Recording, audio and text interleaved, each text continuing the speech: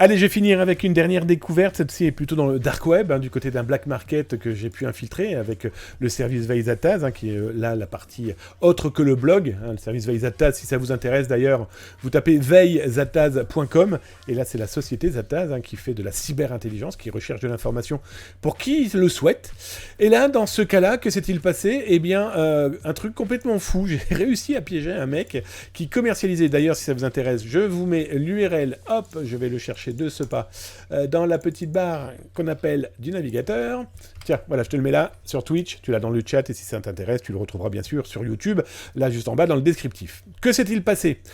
On a un pirate informatique dans un espace russophone qui est en train de mettre à disposition, à la vente, 2500 bases de données qu'il a volées, explique-t-il, à des entreprises de 2022 à 2023. Ce qui est complètement fou, c'est que le mec commercialise, et par des moyens tout à fait légaux, je vais être très honnête avec vous, juste du social engineering et de la chat sur Telegram, on a réussi à récupérer, l'URL de son espace que j'ai appelé moi Alibaba les 40 voleurs. C'est simple, je vais vous montrer un petit peu à quoi ça ressemble.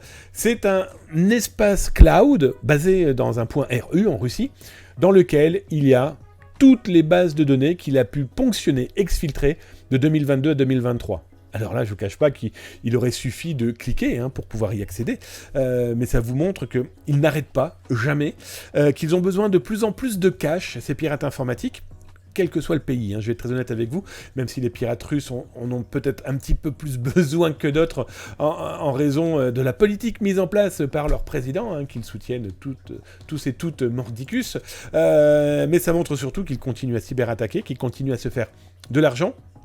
Je dirais pas beaucoup d'argent, mais à se faire de l'argent. Imaginez une base de données comme celles qui sont là en capture écran que j'ai pu vous produire pour cet article.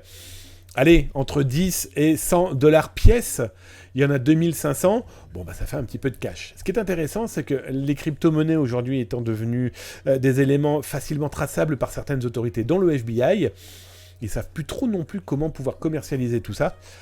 Mais en attendant, ce sont des données qu'ils ont dans les mains, et ces données, c'est les nôtres, potentiellement, les vôtres, les miennes, celles de nos familles, de nos amis ou de ces inconnus.